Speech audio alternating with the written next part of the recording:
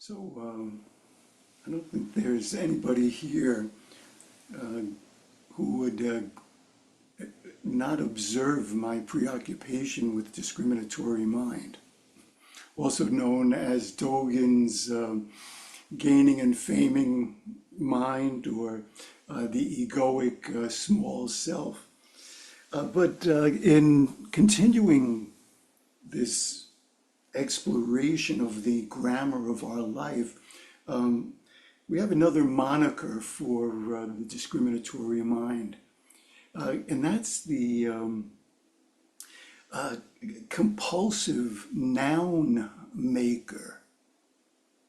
Discriminatory mind as the noun maker, who will take something and kind of put it into a box, because that's the job of the discriminatory mind. Give it a name, but the name is also a definition, and it establishes everything right in its place, and kind of outlines how it relates to the world around it. So as I was preparing this Dharma talk, some zany part of me thought of, like, oh, this is the material for a horror movie. Like the powerful leader with unlimited power in a misguided effort to establish some sort of order and predictivity in predictability, that is, in his realm, establishing safety, and his or her sense of trying to care for the welfare of the land,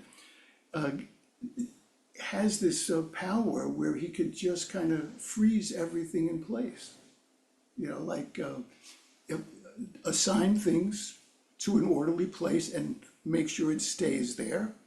There are limits to what can be done, not be done. The realm of movement is circumscribed. You don't go out of this movement, and anything outside of this is just unseen. It doesn't matter. So you could imagine this imaginary realm could initially feel, like things are pretty good. The trains arrive on time, and there's no great surprises. But of course, it doesn't take long to realize that what's been established is this powerfully resilient fortress in which we are hiding and limited and actually totally confined. So that's the horror story version of the discriminatory mind as a noun maker.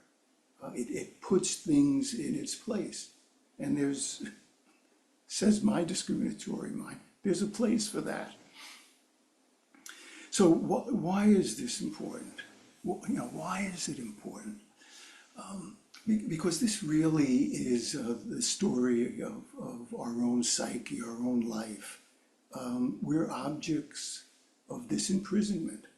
And it's a compulsive noun making, solidifying, putting in place part of our consciousness.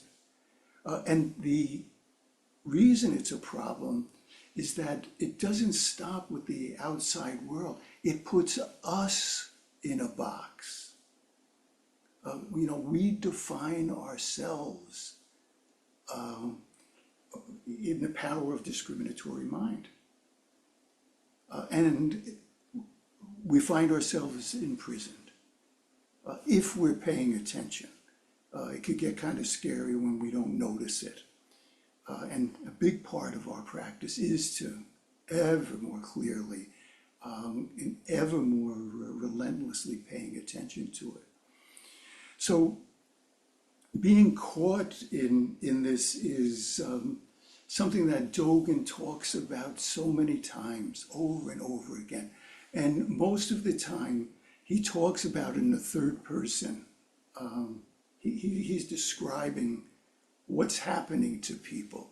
But there's this one place in, it's variously named the extraordinarily powerful activity of the Buddha's activity, is one of the names of the way it's translated in the Shobo Genzo. So I want to read a place, a unique place as far as I'm concerned with my experience of Dogen, where he talks about it in the first person. And I think a while back may have read this to you, but let me read it to you again from another perspective. So it's, I, Dogen, recall my own indulgence in conceptualization as my tying myself up with a rope. It was a fetter at every moment, for the tree of self had not fallen, and the wisteria vines of my entanglement had not withered away. This was simply my passing through life while meaninglessly imprisoned in a cave of ignorance on the periphery of Buddhism. On the periphery of Buddhism. I did not realize that it was a sickness and a trap. Wow. Powerful. So Dogen is talking about how he was entangled in this. But when I went to this text one more time, the phrase that jumped out was this description of his being on the periphery of Buddhism. And what an invitation for us, because he's talking about our being captured in this, not being fully aware of how discriminatory mind is limiting us. And we could find ourselves on the periphery of Buddhism. We could be fully engaged with this practice and miss it completely. So as we're on the verge of beginning sesshin, where we're going to be gathering, there's an urgent call here. And it's an urgent call for people in the Sangha, and for all of us, wherever we are, to start paying attention to this. So when I think about going on sesshin, in some ways we could count on discriminatory mind showing up, the great noun maker, as it is. And it will arrive. And we'll likely experience it as an uninvited guest, but more dangerously as an unseen guest if we're not paying attention. So I think we've spent a lot of time describing the origins of discriminatory mind from many perspectives and how it functions. But what I would like to do now is to really answer the question, the elephant in the room. Okay, what do we do with it? What do we do? And for many of us, we probably can honestly say we've spent years in different ways trying to deal with it. So what do? Well, the good news is that there's really a simple and elegant response, a response that's been honed only for about 2,500 years. And the dynamics of this is so simple and elegant that we could miss the power of it. We can not realize that we're dealing with a solution right in our hands and we're not really even making good use of it. But before I talk about this, I just want to situate it in one really important awareness. The discriminatory mind is not an uninvited guest. Held rightly, and hear me on this, please, it's urgent. It's a Dharma door. The discriminatory mind in its action is a Dharma door, a gate into the awakened life. And I'd really go so far to say it's a necessary gate, one that if we fail to enter, would leave us with very, very few other options to this fully awakened life that we seek. So what I'm suggesting is that relating to discriminatory mind is actually a leverage point, a privileged leverage point that can really make a huge difference for us. And of course, the place to encounter this, and this is the simple, elegant solution, is zazen. And it's not an exaggeration to say, if held properly, all practice is experienced there in zazen. And if I put it even in more concise language, it would be zazen is the most intentional, effective, and dependable place to skillfully engage with this aspect of our life. So we go into zazen, and I think most of us are very conscious of those moments of samadhi. And I think if we're not careful, we could get it upside down. We could think we calm our mind so that we could go into samadhi, this place of centeredness, of no subject, no object, a place that is sort of accompanied by delight. But I think that's upside down. I think we learn to practice concentration so that it can prepare us to fruitfully engage with discriminatory mind. Now, the instructions, as we all know, are incredibly simple. A thought comes, we notice it, and it goes. Sensation, sound, an urge to move, a sadness, a joy, whatever it is, the instruction is simple. Let it come and let it go. And that's it, all of it. It's all right there. But let me unpack a little bit of what's happening in that moment of just letting it go.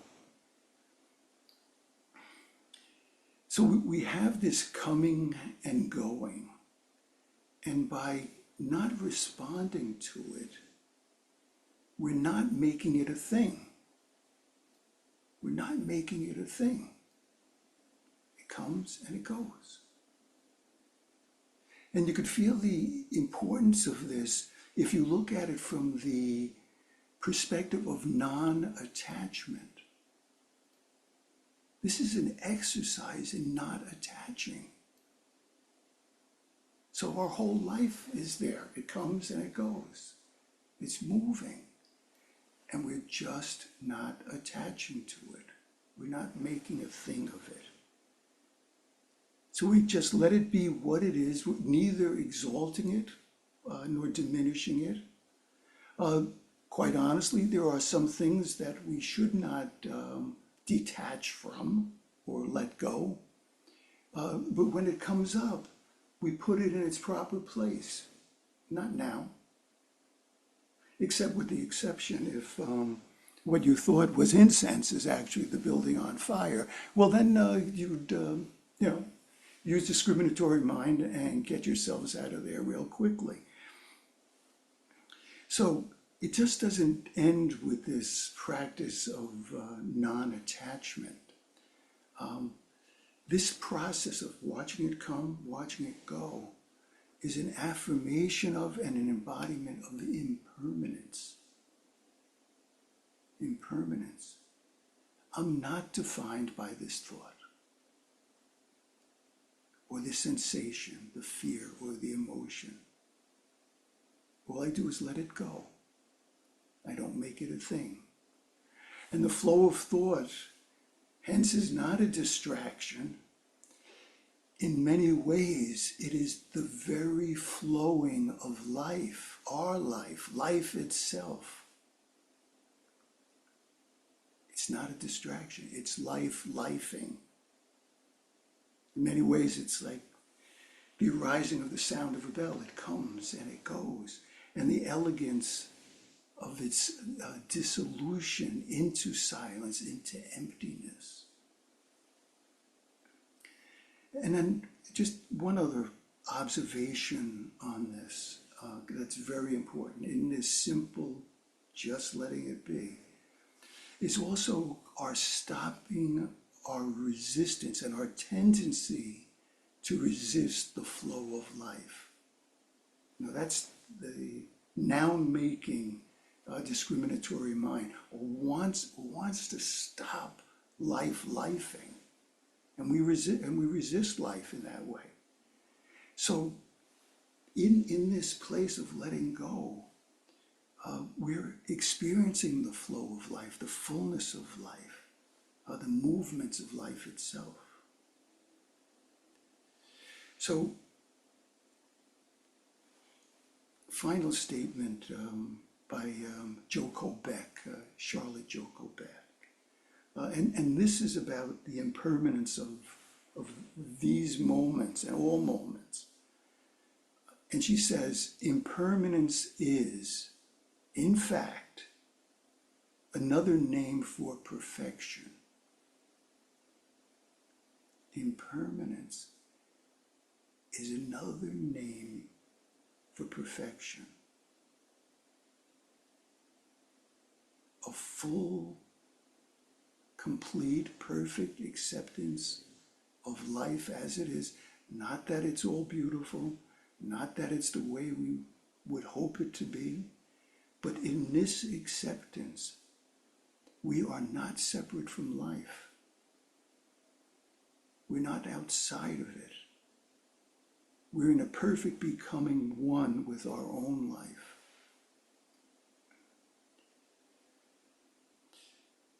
So in this dance with impermanence, with non-attachment, the no self arises. There is no self here, no subject, no object, no body, no mind. It's only life itself, here, now, this moment, the flow of life. That's it. The fullness of it. And that's who we are. There's nothing other than that. It's being one with the flow of this life, this very perfect life.